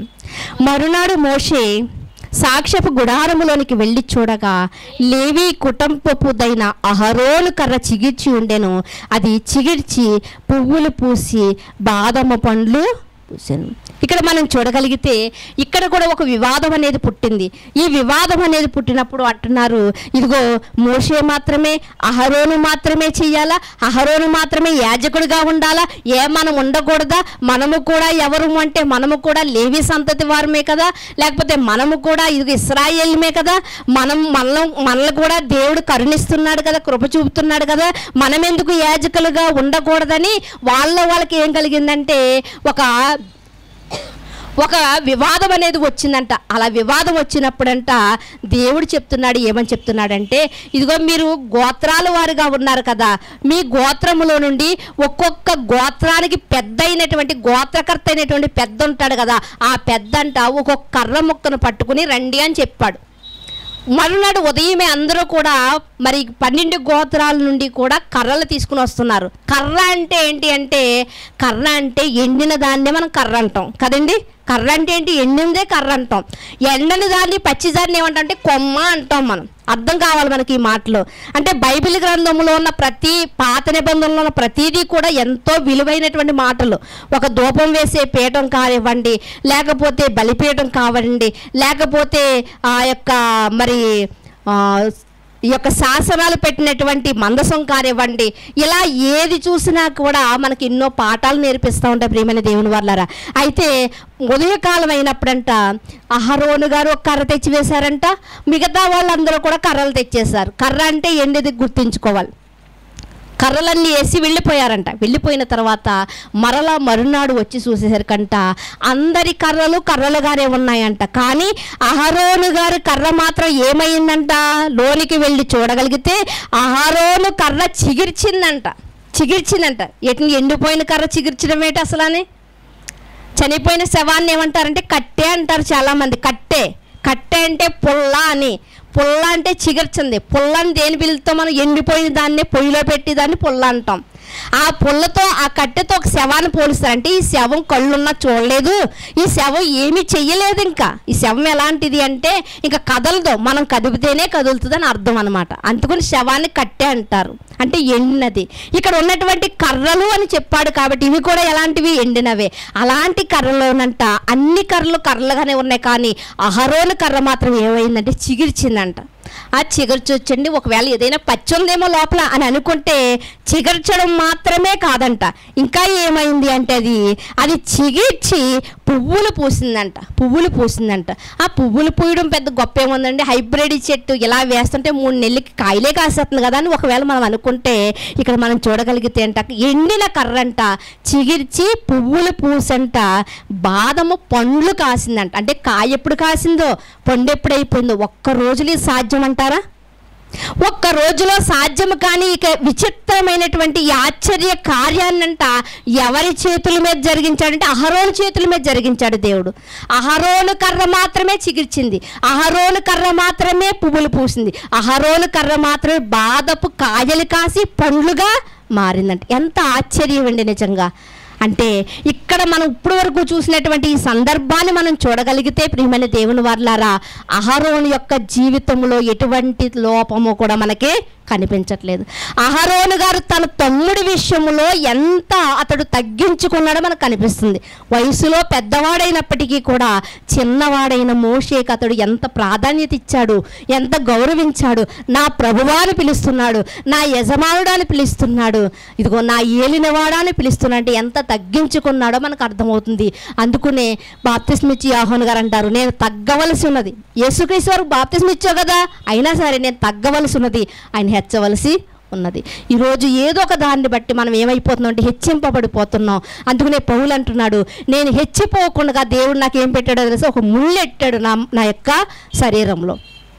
అదొక రోగం కావచ్చండి, లేకపోతే మరి ఏదో కావచ్చు, ఒక గాయం కావచ్చు, ఏదో ఒకటి కావచ్చు. ఈ గాయం నాకే వచ్చినట్టు, ఈ బలహీనత నాకే వచ్చిందట, ఈ అంగవైకల్యం నాకే వచ్చిందంటే బాధపడకూడదు. మనం హెచ్చిపోతున్నామేమో, అలా హెచ్చిపోకుండా దేవుడు మనకు ఒక ముళ్ళుని మనకు పెడతా ఉంటాడు. ప్రియమైన దేవుని వారలారా, అహరోను గారి జీవితంలో మనం చూడగలిగితే ప్రియమైన దేవుని వారలారా చిగిర్చిందంట, పండ్లు కాసినట్లుగా మనకి కనిపిస్తూ ఉంది. ప్రియమైన దేవుని వారలారా ఎఫెసీ పత్రిక 5వ అధ్యాయము 2వ వచనంలో మనం ఎక్కువ చదువుకుంటుంటాం కదా. ఎఫెసీ పత్రిక 5వ అధ్యాయము 2వ వచనంలో మనం అందరము కూడా అలాగే ఎండిన కర్రలుగా చచ్చిన వారుగా ఉన్నామంట. మనం అందరం ఎలా ఉన్నామండి? ఆ ఎండిపోయిన కర్రలు ఎలాగున్నాయో మనము కూడా అలా చచ్చిన వారుగా మనం ఉన్నామంట. అలా ఉన్నప్పుడంట యేసుక్రీస్తు వారు మనల్ని ఎలా చేశారు అంటే అక్కడ వ్రాయబడింది. ఎఫెసీ పత్రిక 5వ అధ్యాయము 2వ వచనంలో ఉన్న మాటను మీరు చూడగలిగితే ఏమని రాయబడిందో చూడండి. క్రీస్తు మిమ్మల్ని ప్రేమించి పరిమళ వాసనగా ఉండుటకు మన కొరకు తన్ను తాను దేవునికి అర్పణముగాను బలిగాను అప్పగించంట.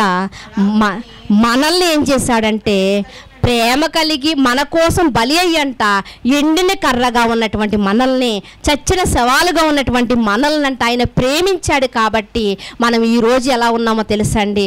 పరిమళ వాసనగా మనము ఉన్నాం. అయితే అక్కడ దేవుడు రాయించినటువంటి మాట 133వ కీర్తనలో ఏమంటాడంటే సహోదరుల ఐక్యత కలిగి ఉండుట ఎంత మేలు, ఎంత మనోహరము. అలా ఒకవేళ సహోదరుల ఐక్యత కలిగి ఉంటే ఇదిగో అది ఎలాంటిది అంటే అహరోను తల మీద పోయబడినటువంటి పరిమళ తైలము లాంటిది. ఆ తైలము తల మీద పోయబడితే అది ఎక్కడికి వచ్చిందంట? అది అతని అంగీ చివరి నుండి అది కారుతుందంట. అంటే పై నుండి కిందకు అభిషేకం చేయబడింది. అతడు ఒక యాజకుడుగా ఉన్నటువంటి అహరోను గారిని చూపిస్తూ ఒకవేళ మీరు ఐక్యత కలిగి ఉంటే మీరు కూడా ఎలా ఉంటారంటే ఇలా సువాసన కలిగిన వారుగా మీరు ఉంటారని దేవుడు మనకు నేర్పిస్తా ఉన్నాడు. ఈరోజు మనం అలాంటి పరిమళ తైలంలా ఉన్నామా? ఆ పరిమళ తైలం ఏర్పడాలంటే కొన్ని ఆకులు కావాలండి, కొన్ని చెట్టు బెరడులు కావాలి. ఇవన్నీ సేకరించాలంటే అడవిలోనికి వెళ్ళాలి. అడవిలో ఉన్నటువంటి అవన్నిటిని వెతికి అవన్నీ తెచ్చి వాటిని నలుగగొట్టిన తర్వాతే మనం రాసుకుంటున్నటువంటి సెంట్లు కానివ్వండి, మనం రాసుకుంటున్నటువంటి పరిమళ ద్రవ్యాలు కానివ్వండి తయారవుతూ ఉంటాయి. ప్రియమైన దేవుని వల్ల అంతవరకు ఎందుకండి? గంధం చెక్కను అరగదీస్తేనే ఏం కలుగుతుంది? మనకి మంచి సువాసన కలిగినటువంటి గంధం మనకు లభిస్తుంది. గంధం రావాలి అంటే, సువాసన రావాలంటే చెక్క ఏమవ్వాలి? అక్కడ అరగాలి. అంటే అహరోను గారు కూడా ఇంత మంచి పేరు సంపాదించాడు అంటే, ఇంత మంచి పరిమళ సువాసనగా ఉన్నాడు అంటే, అతని జీవితంలో కూడా ఎన్నో మార్లు అరిగాడండి, నలగొట్టబడ్డాడండి. చిన్నవాడికి నేను చేతులు జోడించడం ఏంటి అనుకోలేదు. ఎన్నోసార్లు ఇబ్బంది కలిగినప్పటికీ అది ఇబ్బంది అనుకోలేదు, దేవుని చిత్తం అనుకున్నాడు. ఈరోజు మనం అలాంటి పరిమళ తైలంగా ఉన్నామా? లేకపోతే అదే పరిమళ తైలములో చచ్చిన ఈగ పడితే ఏమవుతుందంట? అది కంపు కొడుతుందంట. ప్రసంగి గ్రంథంలో రాయబడి ఉంటుంది. పరిమళ ద్రవ్యంలోనంట చచ్చని ఈగ పడితే అది కంపు కొడుతుందంట.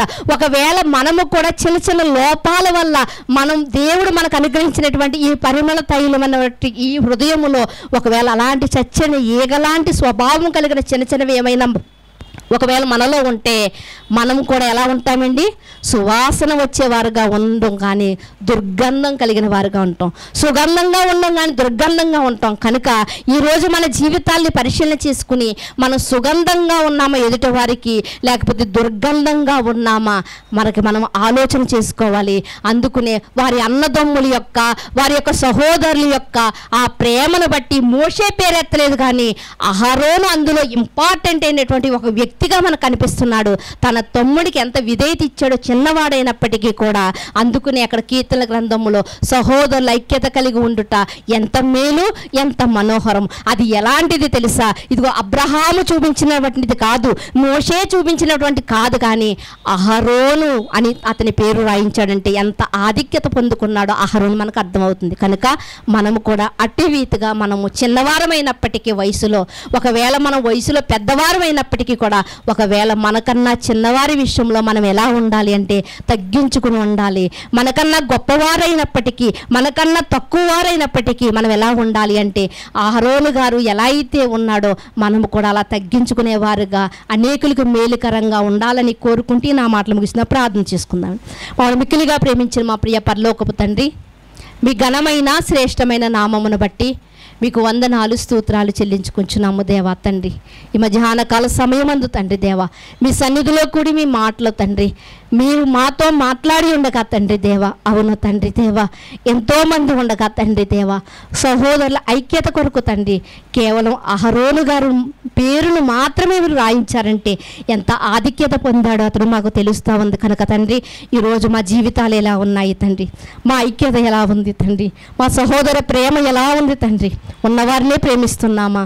అధికారంలో ఉన్నవారే అధికారంలో ఉన్నవారిని ప్రేమిస్తున్నారా? ఉద్యోగంలో ఉన్నవారే ఉద్యోగంలో ఉన్నవారిని ప్రేమిస్తున్నారా?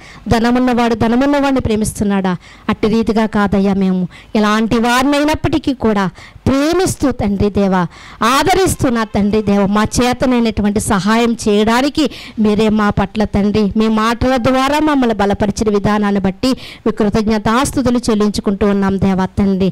అయ్యా మాలో ఇంకేదైనటువంటి లోపాలైనా ఉన్నప్పుడు వాటిని మేము సరి చేసుకుని సవరించుకుని తండ్రి దేవా, అయ్యా తండ్రి మీ యొక్క కుమారుని ద్వారా తండ్రి ఆయన మరణము ద్వారా తండ్రి మాకిచ్చినటువంటి ఈ సువాసన కలిగిన జీవితాన్ని మేము పాడు చేసుకోకుండా తండ్రి కాపాడుకున్నట్టుకు సహాయం చేయమని కోరుకుంటూ సమస్త మహిమా ఘనత ప్రభావమును మీకు ఆరోపించుకుంటూ మీ కుమారుడు మా రక్షకుడైన యేసుక్రీస్తు వారి అతి శ్రేష్టమైన నామములో ప్రార్థన అడిగి వేడుకొనిచున్నాము పరమ తండ్రి.